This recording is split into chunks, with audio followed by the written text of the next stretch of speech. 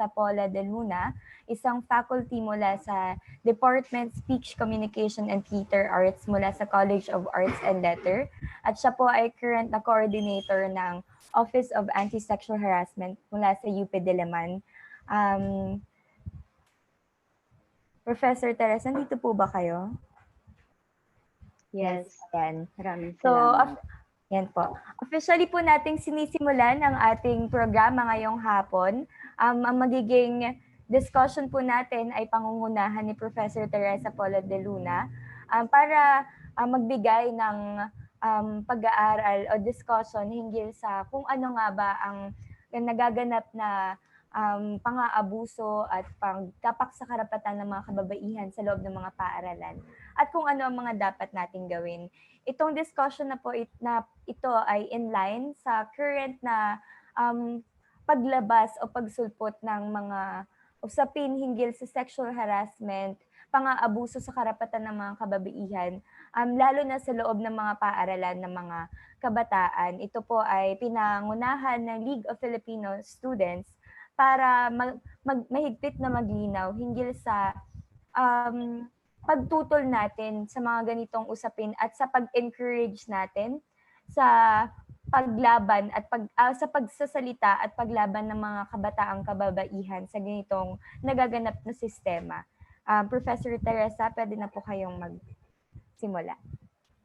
Maraming salamat, Ms. Cara. Maraming salamat sa organisasyon ng League of Filipino Students sa pag-iimbita sa aming opisina, ang Office of Anti-Sexual Harassment sa UP Diliman upang makapagbigay at makapag-share ng aming mga eksperyensya, makapagbigay ng awareness, hopefully, patungkol sa usapin ng sexual harassment. Sa ngayong hapon na ito, natutuwa ako dahil nabanggit sa akin ni Ms. Ria. Si Ms. Ria kasi ay parte ng aming opisina na siya ang mag-assist sa ngayong hapon na ito sa pagpapakita ng ilang mga slides para mas malinaw na maiparating ang mga mensahe. Ito ay natutuwa kami dahil kinabibilangan ng sa ating mga tagapakinig, yung audience natin, ng iba't iba mula sa iba't ibang mga eskwelahan.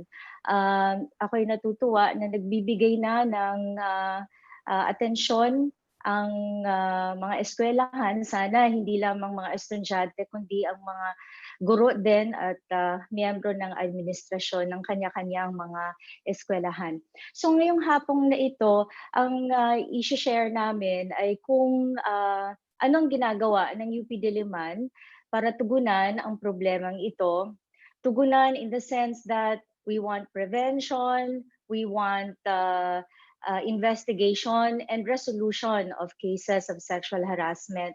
So i-share po namin ngayong hapon na ito ano yung aming ginagawa at siguro mabilisan lang na sharing mula sa amin parte at sana mas magkaroon tayo ng panahon sa open forum o question and answer para siguro matutukan natin yung partikular na mga aspeto o anggulo ng mga challenges patungkol sa isyung ito.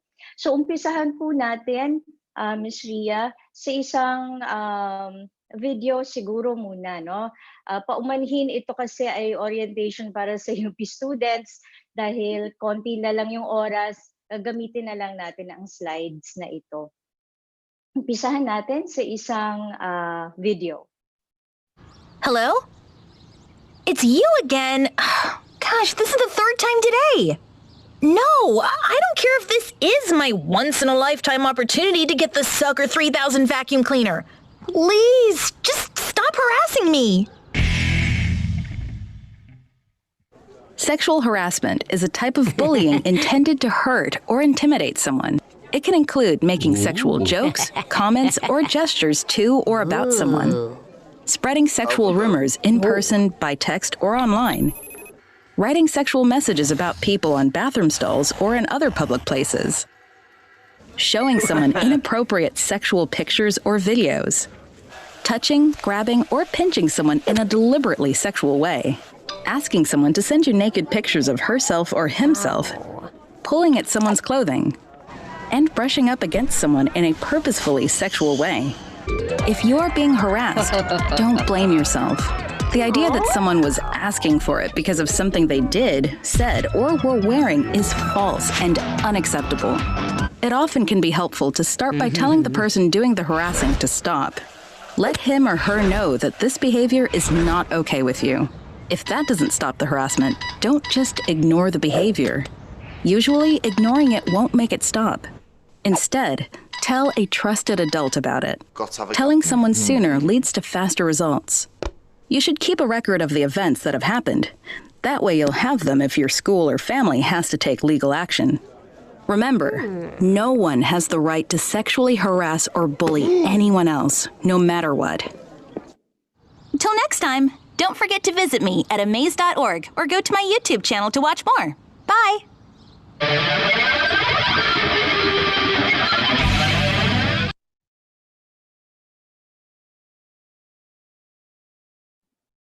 Maraming salamat, Ria. So ito ang i-share ko namin sa inyo ngayong hapon. Sa UP, this will include all the other units, mga CUs namin, gaya ng sa Los Baños, sa Visayas.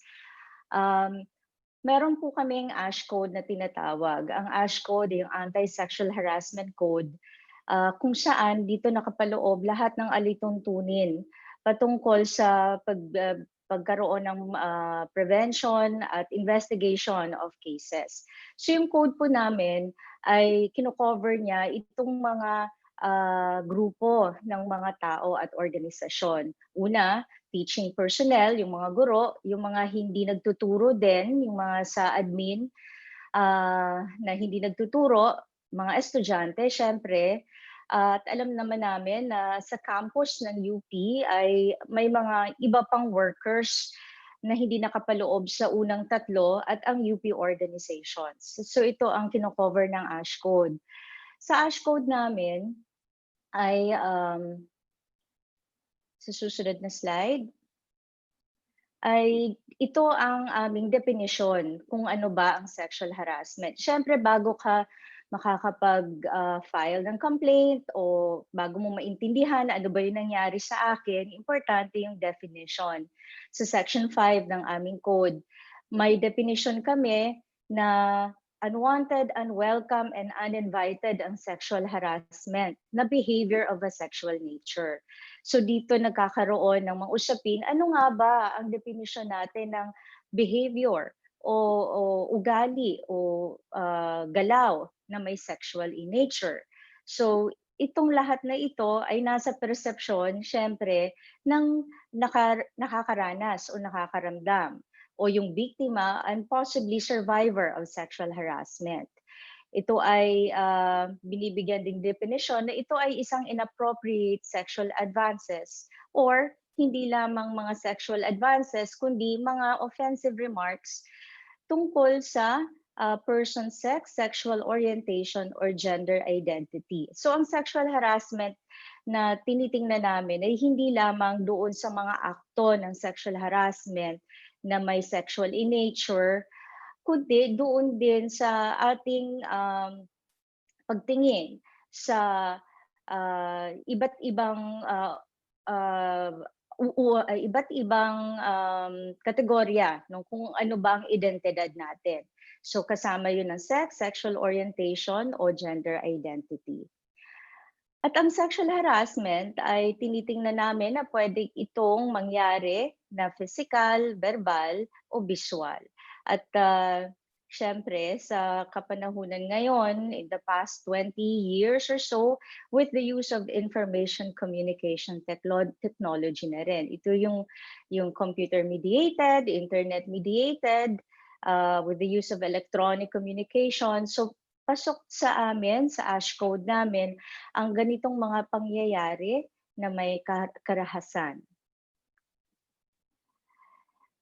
Itong sa Section 5 namin, ay kinuha namin ito sa batas. Maaaring alam naman nating lahat na ang sexual harassment ay nasa batas natin dito sa Pilipinas na ito ay isang krimen. Ito ay base sa RA 7877. So hindi lamang siya isang behavior within an administrative procedure. So ang sexual harassment talaga ay isa siyang krimen. Nakalagay yan sa ating batas.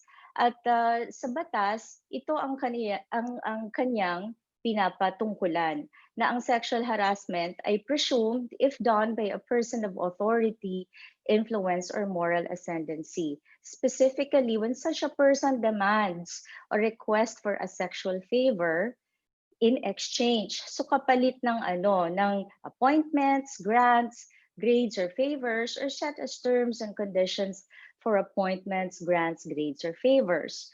Ang importante nating matandaan dito na kapag ganito ang sitwasyon, hindi dito kasamang usapin ng consent.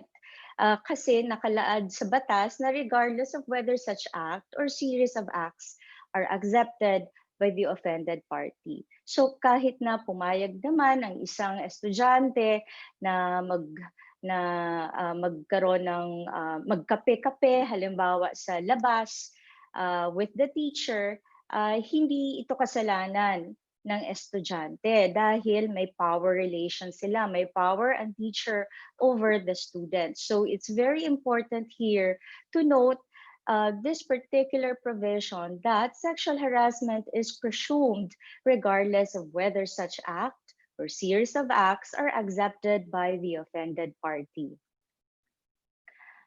So ito ang isang sitwasyon kung saan nagkakaroon ng sexual harassment. Ito ay nangyari na at hopefully, syempre meron pang mga pagkakataon na maaaring mangyari ito, sana hindi na magkaroon ng mga ganitong pangyayari. Sa aming code, obviously, base sa RA 7877, ito ang mga relasyon na protected against sexual harassment. Yung may abuse of authority or power, ascendancy, or influence. So, kitang-kita dyan na maaring walang magawa ang isang estudyante kapag ang guro magkaroon or initiates, no? If a teacher initiates an act of sexual harassment against the student, a junior faculty to senior faculty, and other such relations. Nakitang-kita natin ang kaibahan ng kapangyarihan sa mga posisyon na meron sila. Ngunit dito sa Section 5 namin sa ASH Code, nawala sa RA 7877, ang peer relationships ay tinitingnan din na maaring pagmulan ng sexual harassment. Kahit na hindi halata o hindi kitang-kita sa positions they hold in organizations, nagkakaroon din ng sexual harassment between peers, such as faculty to faculty, employee to employee, student and student relations. So mahirap dito tingnan kung paano nangyari ang sexual harassment dahil sa tingin sa isang lipunan ay maaaring wala silang power relations. Ngunit maaari nating tingnan ng mas malaliman pa, marahil dito pumapasok ang gender issues, no? Kapag syempre sa isang patriarchal society, may mga power, no? Or sources of power ang mga isang parte ng gender compared sa isang uri naman ng gender. So bukod sa gender, makikita rin natin kung sino bang mas may pera sa socio-economic status. Maaring yun ang mga pagmulan ng mga kapangyarihan o power na binabanggit dito sa usapin ng sexual harassment. Gayon din, excuse me, gayon din, tinitingnan din ng UP na may harassment na mangyayari din na maaring ang mga estudyante ang may gawa. Makikita natin dito sa isang natural na perception ay walang power ang mga estudyante over positions hold by the teaching or non-teaching personnel. But things have happened in the past where students have been the perpetrators as well of sexual harassment. And also subordinates from an organization, perhaps an office, may also harass their supervisors. Again, tinitingnan natin dito, hindi lamang yung posisyon kung ano ang meron ka doon sa isang organisasyon. In this case, yung education-related organizations or setup. Tinitingnan natin dito, ano ba yung iba pang sources of power in power relationships, in the relationships we engage in.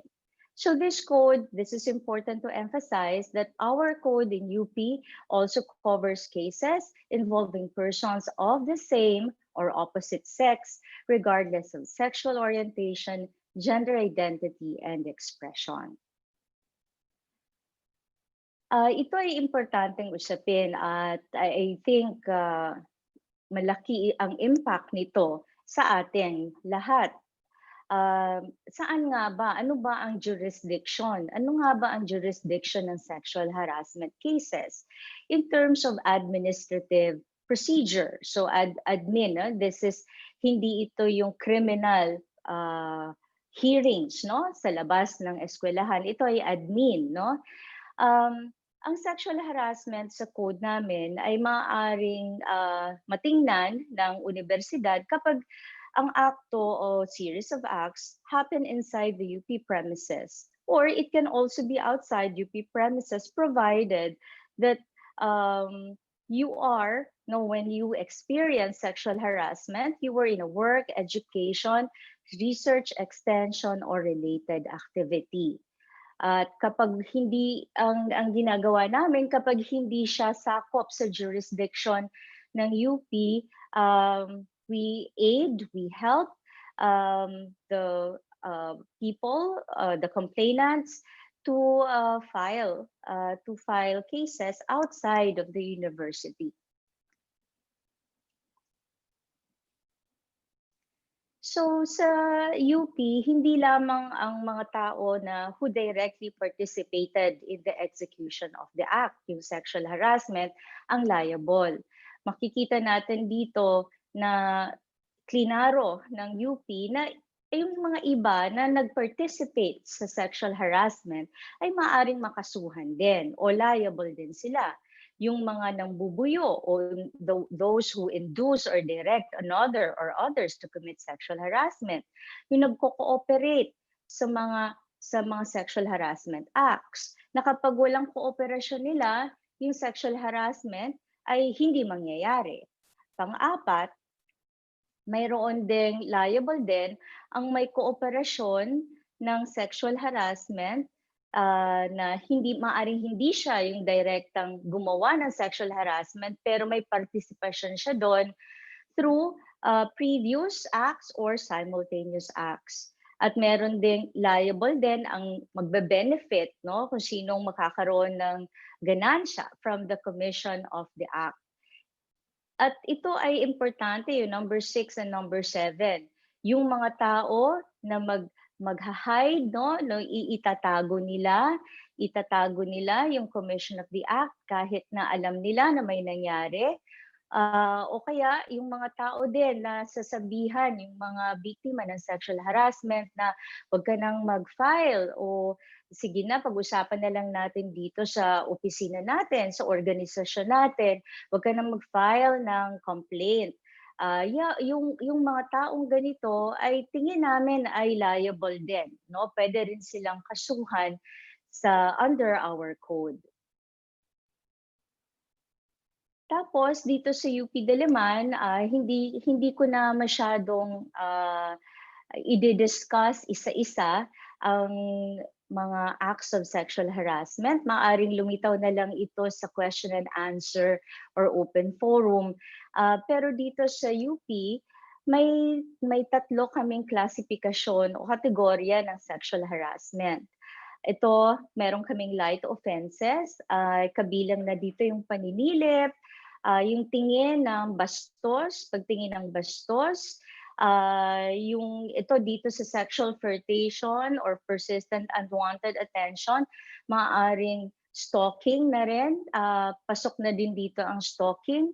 Nag-inquire ka sa sex life ng isang tao o gender orientation, nagjo-joke ka ng mga green jokes, pagpapakita ng mga pictures, materials or graffiti, at maaring may iba pang mga cases under this light offenses. So itong mga to, yung light offenses na ito ay maaring mangyari din na online. Sa UP, ito ang aming corrective measures. Ang unang offense ay reprimand or community service. Second offense, suspension, pero maaaring ma-convert into community service. At kapag third offense, expulsion. Minsan, maraming cases na sabay-sabay, no? Kahit light offenses yan, pero sabay-sabay, simultaneous na nangyari with different people, maaaring makount na yan ng 3 offenses, which will result to a possible expulsion. Then yung second classification namin ay ang grave offenses. So yung grave offenses will include abuse, verbal and non-verbal, with sexual overtones, including but not limited to offensive hand or body gestures, derogatory remarks or innuendos. Kasama rin dito sa less grave offense, yung paghawak or touch or brushing against a victim's body na kunyari, aksidente lang pero alam naman na sadya. Pangungurot ay parte ng sexual harassment. Hindi ito joke ang pangungurot, no? Kasi yung iba sabi nila, ay natuwa lang ako kaya ako nangurot. Pero yan ay isang sexual harassment act. Of course, sexual advances and propositions are included in the less grave offenses. And of course, we have other analogous cases. The penalties for students for the first offense would be community service, 60 hours. Second offense, suspension for 1 semester to a year. And of course, the third offense, expulsion. And then the third classification would be the grave offenses. Ito yung paghawak sa mga masaselang parte ng katawan. At minsan dito ay pinag-uusapan din na hindi lamang itong mga parte ng katawan na nababanggit dito ang mga masaselan. Maaring may iba pang parte ng katawan na maselan din at maaring under the grave offense din. Forced kissing is a grave offense, and this one, the requesting for favor, for a sexual favor, is of course a grave offense because it is included, and this is the very definition stated in RA 7877. And then, of course, attempted or consummated unwanted intercourse, pumapasok dito yung rape. Although ang rape, maliwanag dapat na isa siyang heinous crime. Isa siyang krimen, pero heinous crime siya. So kapag may ganito, ang aming suggestion ay mag-file pa rin talaga ng rape outside of the university. At the same time, may sexual harassment case pa rin. And we have other analogous cases. So dito syempre kahit first offense, dahil grave offense siya, ito ay pwedeng agad-agarang expulsion na. Mapapansin sa ASH code na hindi naman mababaw, mas may pagkakataon na binibigay ang universidad sa mga estudyante in terms of corrective measures because nung kapanahunan na ito ay ginawa ang ASH Code 2017, ang spirit of the code is for transformation and reformation, especially for students. Itong mga corrective measures na ito ay mas mabigat kapag ang involved ay ang mga teachers and the non-teaching personnel. In short, yung mga mas matatanda na kasi parang syempre, dapat alam na nila yon kung ano yung ginagawa nila.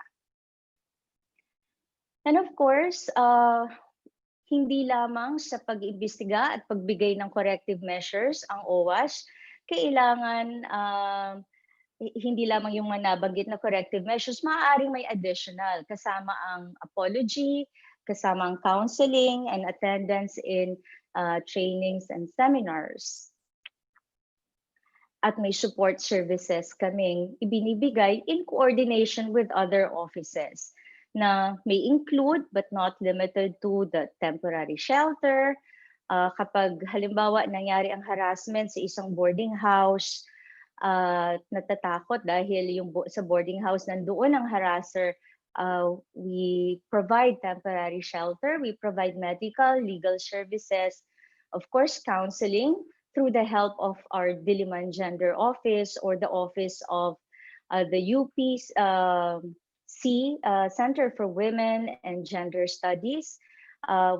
We also aid in transportation, communication, safety and security measures, and laboratory procedures. At siguro may isa pa tayong video dito na para paalala sa atin ng isang example sa ngayong panahon kung ano ba ang uri ng mga natatanggap namin na mga complaints and sexual harassment. I think itong video ay magpapakita ng mas ma-illustrate kumbaga o ma-demonstrate kung ano ito. May video ba tayo? Yung online. Everything seems so much more innocent in a text. Especially coming from your boyfriend.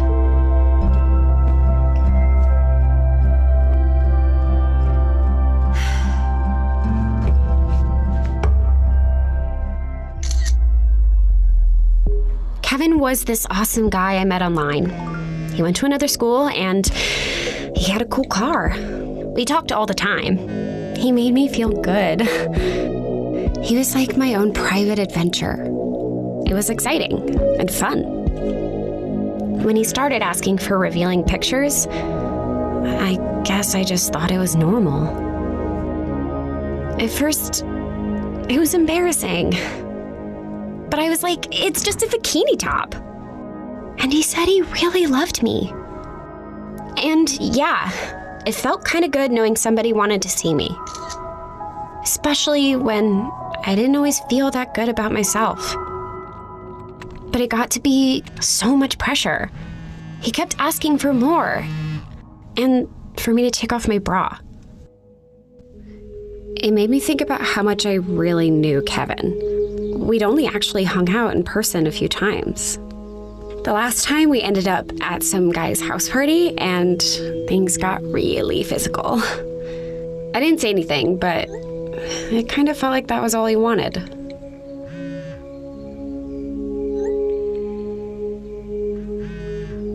A lot of his behavior was coming off so creepy. When I stopped sending them, he got pissed. I just wanted him to chill out with the requests. But he started sending, like, immature threats.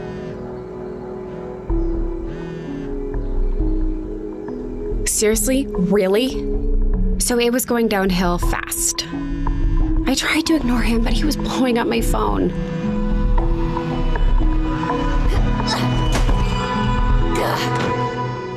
Then the plot thickened. Jonathan? Hey, Kim. Have you seen your picture up? Oh my God. He posted one of my pictures. I had never felt betrayed like that before. Our private relationship, my trust, was being used against me. It was beyond over, and I let him know it. Hello? Kevin! But Kevin still has my photos, and I can't control what he does with them. I loved how my relationship with him felt so private until it made me feel powerless.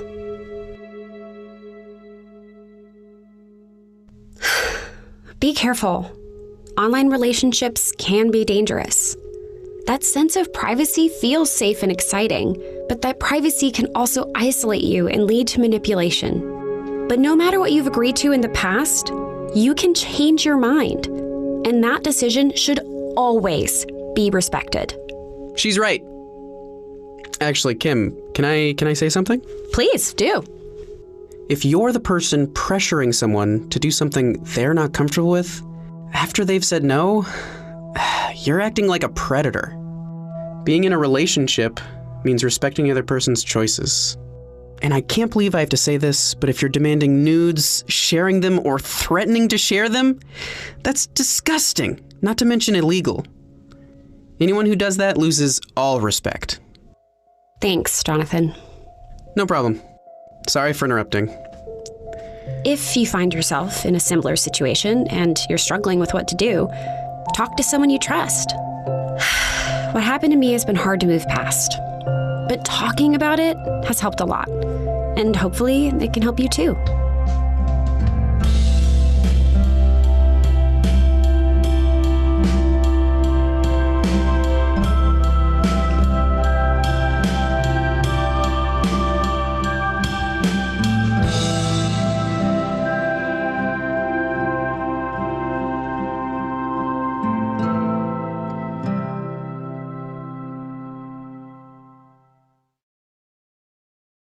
Of course, credit to the producers of those videos we've shown you a while ago. Okay, so to continue, dito sa aming code, meron kaming specific protocol for sexual harassment complaints. Napaka-importante ito na may protocol tayo dahil dito natin masusundan kung ano na ang nangyayari sa proseso ng pag-iimbestiga at pagbigay ng resolution resolution sa mga kasong na-file. So dito sa UP, ito ang aming nag-uumpisa sa intake interview and case documentation. At itong protocol na ito ay importante dahil kailangan mag-file talaga ang mga biktima ng sexual harassment, and hopefully they will become survivors dahil kapag walang complainant, walang kaso. Ganun po ang nais naming maiparating at ma-emphasize sa publiko, sa aming mga estudyante na kailangan pag may naranasan ng sexual harassment, mag-report kaagad at mag-file ng complaint. Kapag kasi walang complaint, walang mangyayari doon sa kaso. Hindi siya uusad. Ang maganda sa code namin dito sa UP ay kapag hindi kaya ng mismong nakaranas ng sexual harassment, maaaring may third party yung magre-represent sa kanya. The third party shall represent the complainant doon sa proseso ng pag-imbestiga ng sexual harassment case. So ayan po, hindi ko na masyadong explain dahil hindi naman lahat taga-UP dito. So ayan, meron kaming formal investigation, initial or preliminary investigation, meron kaming counsel na ASH counsel at yung ASH counsel na yan ang tumitingin sa preliminary investigation bago pumasok ang formal investigation. Mahalaga ang due process. Ito ay nagpapakita ng due process ito, yung formal investigation. Meron din kaming alternative dispute resolution. Itong mga prosesong ito ang magbibigay sa atin ng assurance na hindi rin magagamit ang sexual harassment sa isang malisyosong pag-file ng complaint. So, hindi matitrivialize yung mga na naranasan talaga na karumal-dumal at nakakadiri kapag may sexual harassment na naranasan. At ang masasabi lang namin based on experience, kasi sharing nga ito, ang na-experience namin sa opisina ay hindi madali para sa isang biktima ng sexual harassment na mag-complain. So, malaki ang naitutulong ng mga kaibigan at kapamilya, mga mahal sa buhay para suportahan ang magko-complain. So hindi ganon kadali, kaya kapag siya ay nag-complain, malamang totoo ang kanyang complaint. Pero hindi rin natin we cannot disregard that there are no instances also that the law RA 7877 or even the code in UP, they're sometimes abused, and we want to avoid that. So that's why we have due process. So dito sa UP, meron kaming prescriptive period. This is very important, that within 4 years of the commission of the act, kailangang ma-file ito. Kaya nga binigyan namin ng pagkakataon kapag hindi talaga ready pa yung complainant, pwedeng may isang tao na maging third party, siya ang i-authorize, bigyan ng consent ng complainant to attend hearings, to be the one who will go through the process. And then may confidentiality. The confidentiality is very important, that everything is confidential, and that is the reason why naiintindihan namin ang frustration ng publiko, ng mga estudyante, kung saan akala ng iba ay walang nangyayari sa kaso o hindi nalalaman kung ano yung nasa kaso. Each case is treated with utmost confidentiality.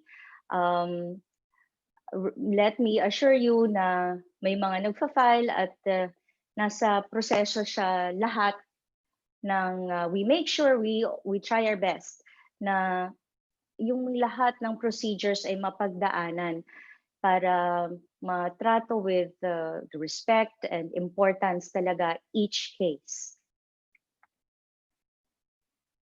For UP, every member of UP shall undergo orientation. This is to ensure na madikdik talaga sa isip, ma-internalize na ang sexual harassment ay hindi dapat gawin, hindi siya katatawanan, hindi siya acceptable.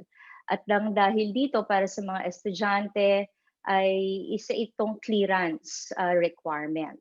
Hindi sila makakakuha ng diploma at clearance kapag walang orientation man lang. So, dahil alam namin na hindi lahat covered ng code namin, ang lahat ng nangyayaring karahasan, sexual, na nangyayari at nadaranasan ng aming mga estudyante, itong bawal bastos ay isinasama Bawal Bastos Safe Spaces Act na kamakailan lang ay naging batas, ay ginagamit na rin namin bilang parte ng awareness campaign namin.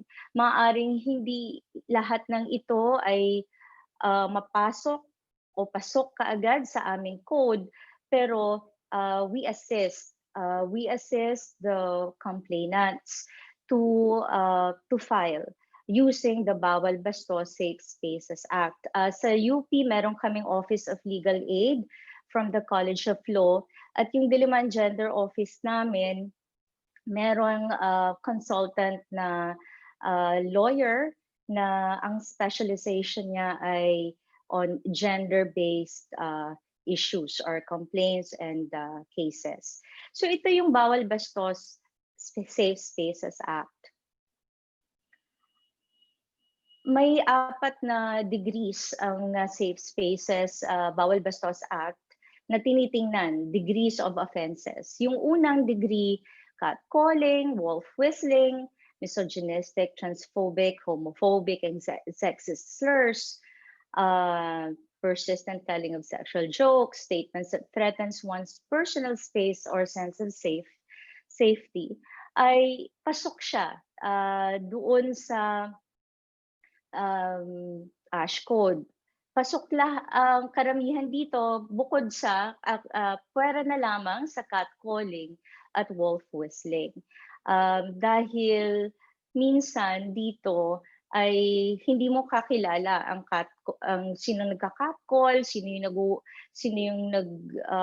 yung mga ganong kabastusan, at minsan ay kung ang perpetrator ay hindi naman related sa UP o hindi siya parte doon sa UP community, hindi siya mabibigyan ng penalty or corrective measure. So we use this bawal bastos, which has a first degree offense, which has a penalty that will range from 1,000 peso fine to 10,000 fine and 30 days in prison. The second degree offenses will include the public masturbation, flashing of private parts, lewd actions, groupings, with penalties from 10,000 fine to 20,000 fine and 6 months in prison. And then third degree offenses will include stalking and, of course, the touching, pinching and brushing against private parts. The penalties here will range from 11 days in prison and 30,000 fine to 6 months in prison and 100,000 fine. And finally, the fourth degree offenses will include forms of online sexual harassment. Dahil recent lang itong batas na ito, nakita naman talaga na maraming nangyayari na online ang sexual harassment. At binigyan pa nila ng detalye, no? Sexist remarks in public posts and or private messages. So ang private messages dito kasama na, hindi lang yung mga public. Even private messages are already considered, no? Here in the Bawal Bastos Safe Spaces Act. And we hope in the code that we will include that in detail also pag nagkaroon ng pag-amend at pag-revise ng code. Cyberstalking and incessant messaging, uploading or recording, sharing the media of the victim without consent, impersonating or posting lies about victims to harm their reputation, and filing false abuse reports to online platforms to silence victims. So mas mabigat ang penalty dito with 2 years to 4 months on 1 day to 4 years and 2 months in prison or 100 to 500,000 peso fine or both. So yan po ang Bawal Bastos Safe Spaces Act. Kaya ano ang dapat nating matandaan? Tandaan natin na sana magkaroon tayo ng transformation or modification of culture. At naniniwala kami na nagmumula yan talaga sa mga kabataan. I-flood niyo lahat ng social media to promote a culture of human rights. Learn to respect every person's privacy and personal space. We should treat everybody with dignity regardless of his or her gender or gender, race, ethnicity, social or economic status, and public reputation. We should condemn, nun talaga, condemn any act of sexual harassment na kakadiri siya, and join and support campaigns against any form of sexual exploitation. So yan lamang po ang aming presentasyon. Hopefully, medyo comprehensive din yung naibigay namin. Hindi lamang yan talaga, mas marami pa. You can visit our website or even our Facebook page. Nandun yung kopya ng aming code, ng ASH code. Maaring maging parang kumbaga template o kaya resource ng ibang mga eskwelahan. Kung gusto ninyong maging polisiya talaga ang pagsugpo ng sexual harassment, it starts with a policy. At kapag may policy na at ma-implement, syempre, ng maayos ang policy. Of course, maraming resistance yan sa pag-implement ng policy. But you start with a policy, ma-implement yung policy, and then pag we continue to produce and reproduce our behavior, our strong distaste and disgust of sexual harassment acts, then we could really make a change in this world. So with that, ito po ang huling video na ipapakita namin mula naman sa UN, and then we are open for the question and answers. How safe are women in your city?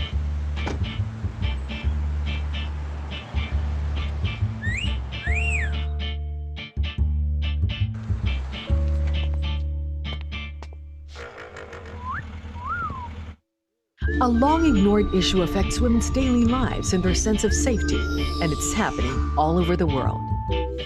Sexual harassment in public spaces includes unwanted comments, gestures, and actions typically forced on a woman without her consent. They are unwanted, uninvited, and forced.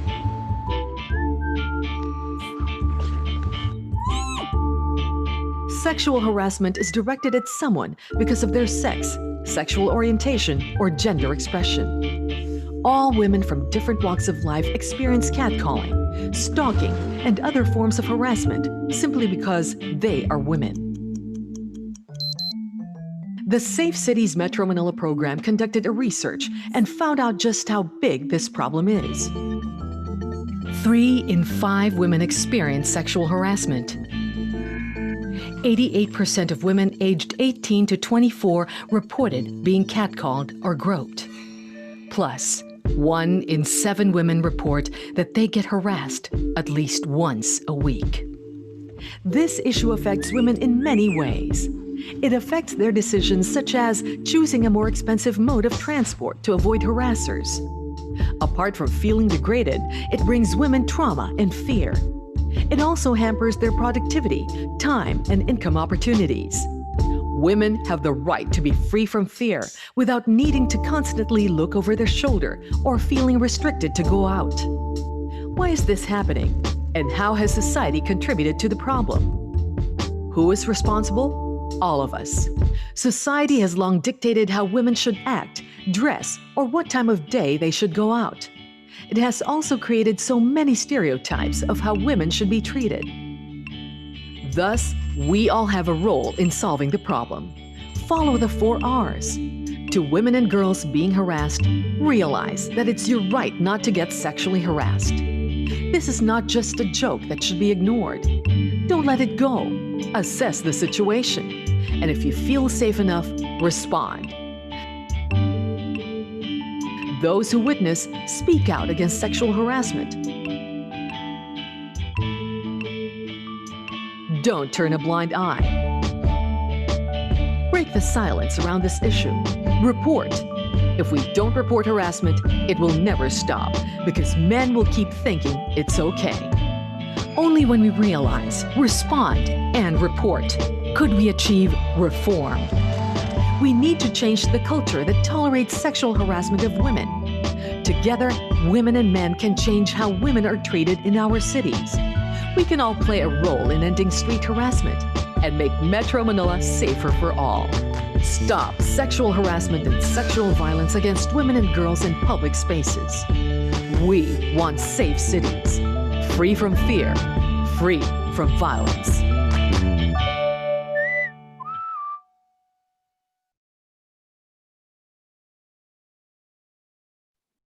Yan lamang po ang aming presentasyon. So, ready na po tayo sa Q&A. I just read, may isang tanong po dito tungkol sa statute of limitation. So, I think you're referring to prescriptive period. Sa UP Diliman, may prescriptive period of 4 years. Pero kung pagbabasihan natin ang safe spaces at RA 7877, yung anti-sexual harassment law, wala po itong binabanggit na prescriptive period.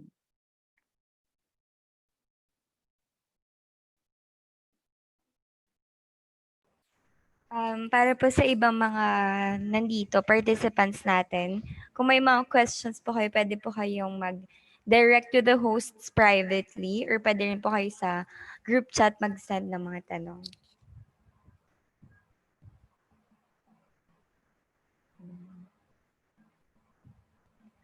Ma'am, may specific na question po kami. Dahil may particular na usapin ngayon hinggil sa pag-arise ng sexual harassment cases in among SHS students. Kasi po, ito yung mga sumulpot dahil matagal na silang pinapatahimik ng mga school administrators nila. Exactly kung ano yung sinabi ng mga estudyante natin. May direct role yung kanilang mga administrators or yung kanilang mga school administrators doon sa silencing or pag-obstruct doon sa pagkuha ng justice. Ano po ba yung pwede nating gawin tungkol doon? May dalawa po kasing ways to do this. One is to address syempre the institution. Kasi ang institution kasi ayoko namang banggitin na lahat, pero may mga pagkakataon kasi na gusto nila ay gawing private na lang, no, sa loob na lang dahil masisira ang reputasyon ng eskwelahan. Pero I don't think it will work, especially nowadays because of the different access our students have. So, nakakalungkot na yung sexual harassment ay na-experience ng high school, no? Especially yung mga senior high school students.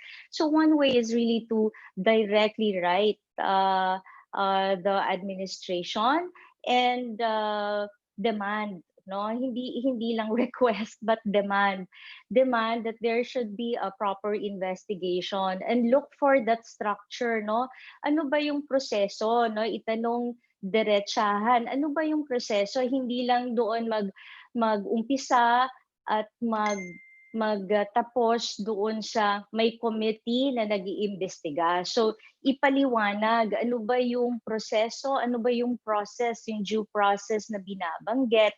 Sino maaring, hindi ko alam pero dito sa UP kasi pinapakita naman sino ang mga miyembro ng council, no? Maaring tanungin din para to ask for accountability, no? At ano ba yung mga penalties? Ano ba yung mga corrective measures? So dapat alamin, no? Alamin ng mga estudyante, hindi lang mag-stop doon sa may isa ng ad hoc committee na tutugon dito. Tanungin, meron ba silang code of conduct? Meron ba sila, ano ba yung mga nasa kanilang bylaws or sa kanilang rules and regulations, no? Per university kasi merong ganyan, no? So, ano ba yung mga, saan nyo pagbabasihan itong komite? Saan nyo pagbabasihan ang penalties? Saan nyo pagbabasihan? So, may basehan, laging may ganun yan. At ano kaya yung timeline, 'di ba? Pati rin yung timeline maibibigay para you demand that they should act on this and explain how you will act on this. So, ang sabi ko nga kanina, policy first, no? Ano ba yung policy? And then after mabigay na yung policy, you can parang alam niyo, no, aware kayo, ano ba yung itatanong namin, no? Specifically, ano nang nangyari, nasa ang part na ba, yung mga ganon.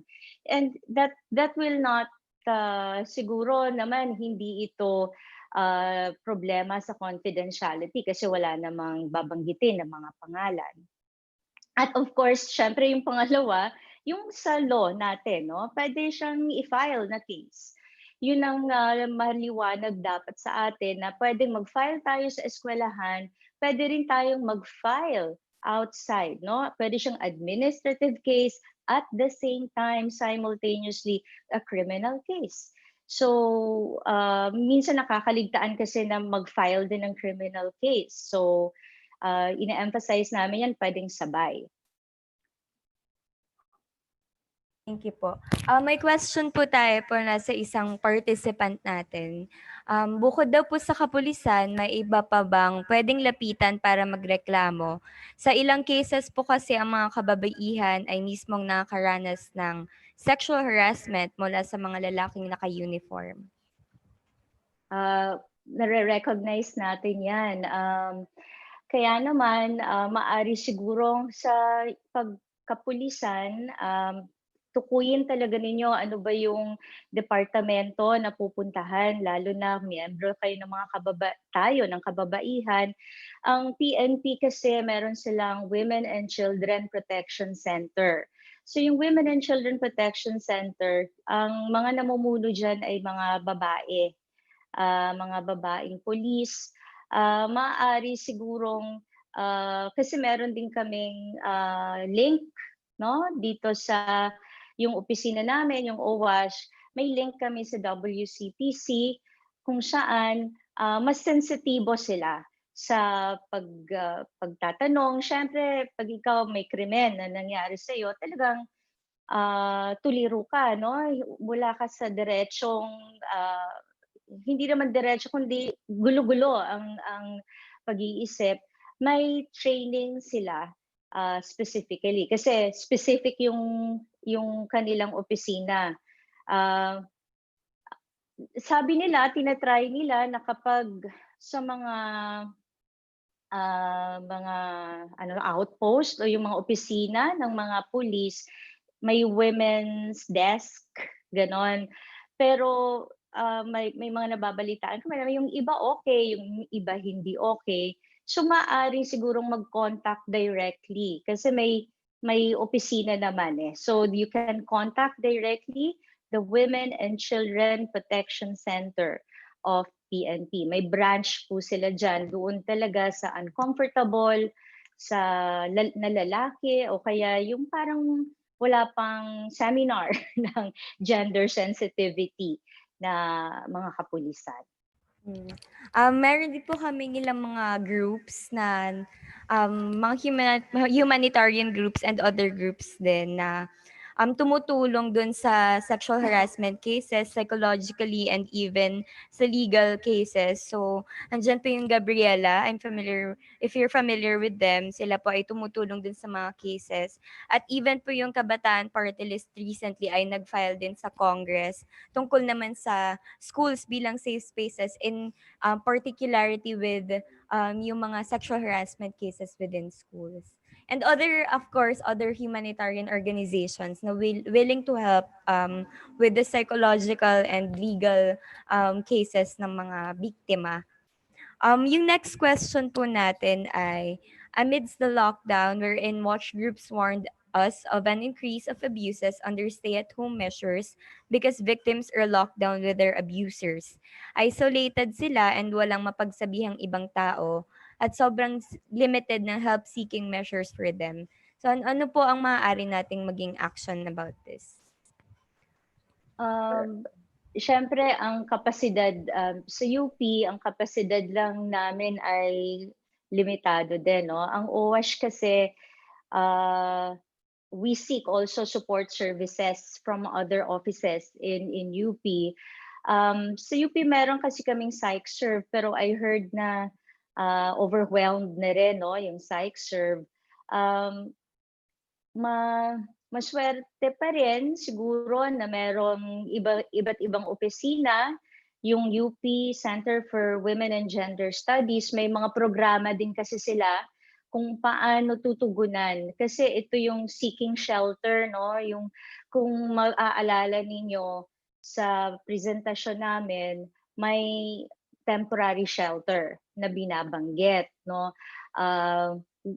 We used to do that nung wala pang pandemya, pero I think kung sa UP ito, by consulting with the head of housing din ng UP Diliman, kung sa UP Diliman, magkakaroon ng arrangement, no, in terms of temporary shelter. Kasi kung ito ay tungkol sa temporary shelter, pwedeng ganoon, no? Manghirap nung nandun yung abuser.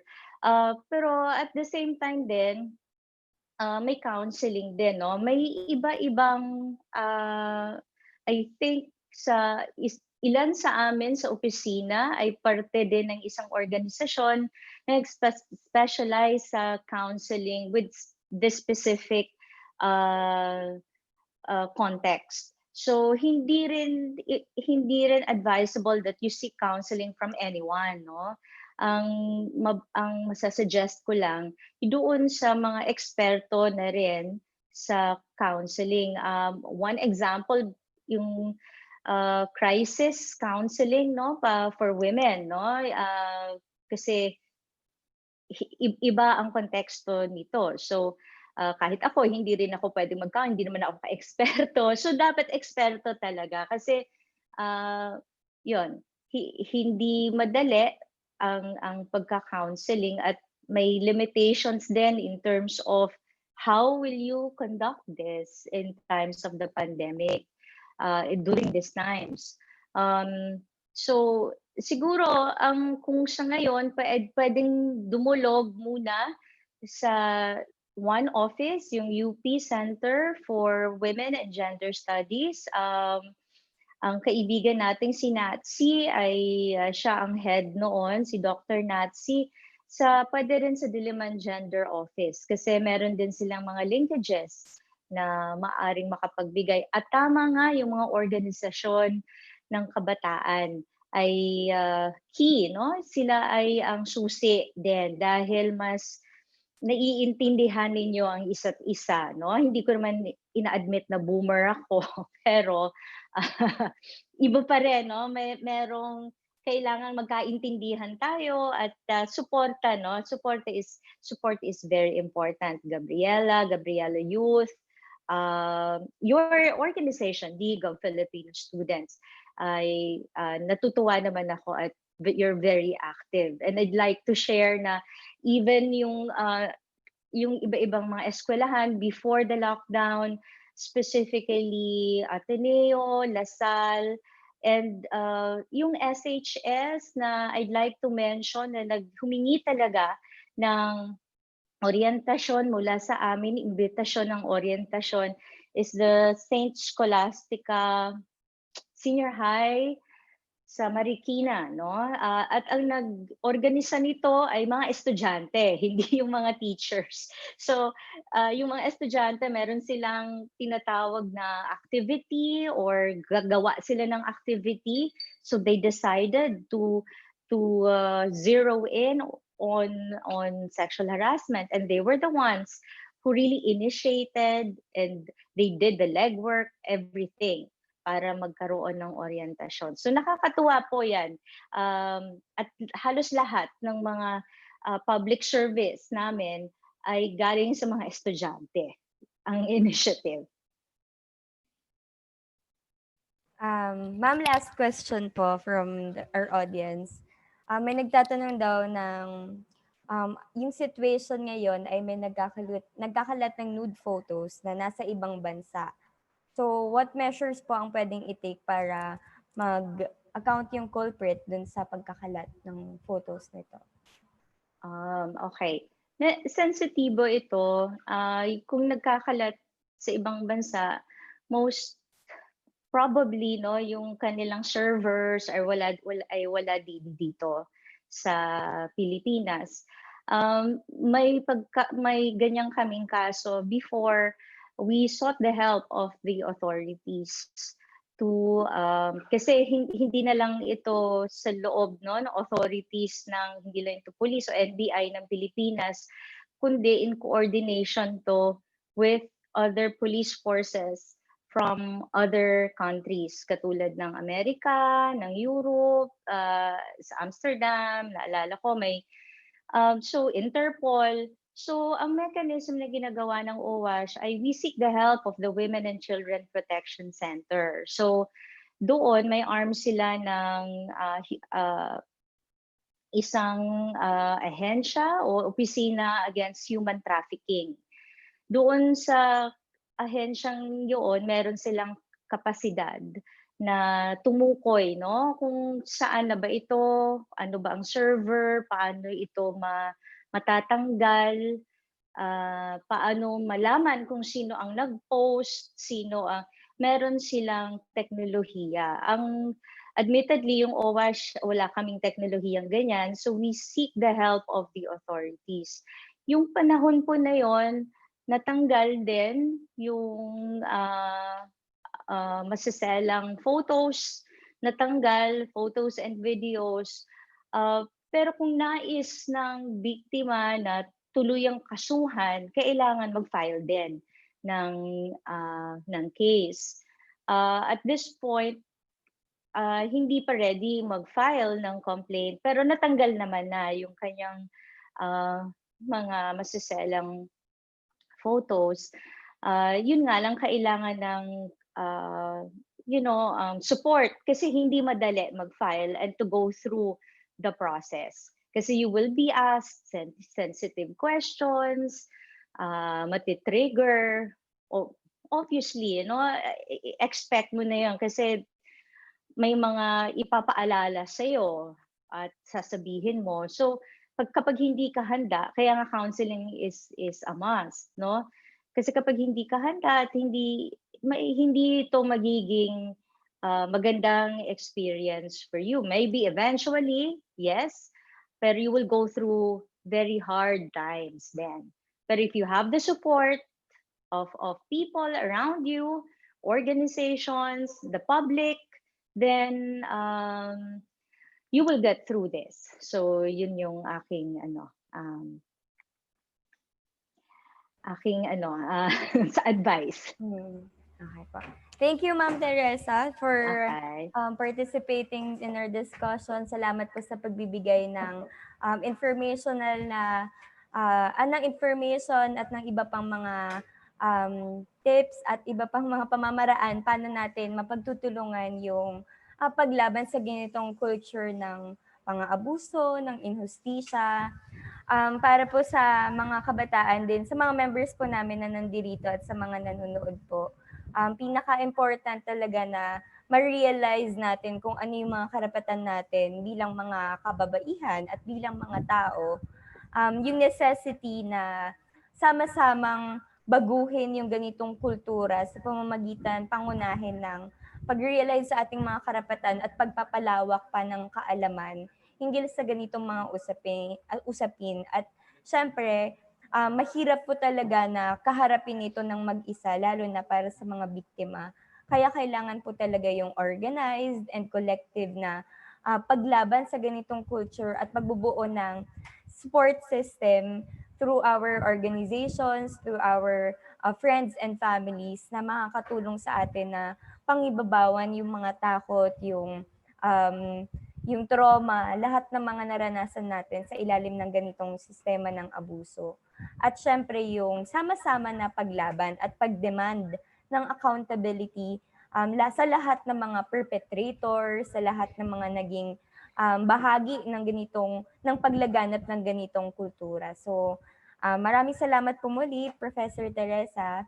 At sa lahat po ng members namin ay sana may mga natutunan kayo at magtutuloy-tuloy pa yung ating discussion hinggil sa kalagayan ng mga kababaihan at youth women empowerment, especially in the time of the pandemic na marami talagang paglaganap ng abuso at pagtapak sa karapatang pantao. So, sama-sama nating labanan ang kultura ng inhustisya at abuso at ipaglaban ng isang sistema, isang lipunan na ligtas ang mga kababaihan at ang bawat mamamayan sa ganitong mga pagpapahirap at pagsasamantala sa atin.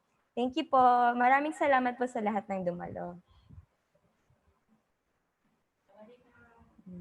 So kung may mga questions pa po kayo at may iba pa kayong suggestions, pwede rin po kayong mag-DM sa atin sa mga group chat natin at sa iba pang platforms para mapagtulungan po natin.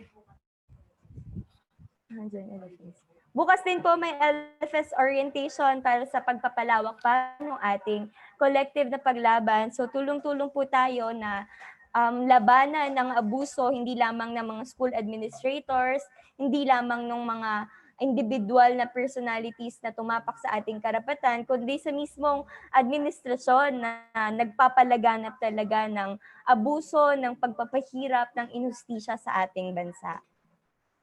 Thank you!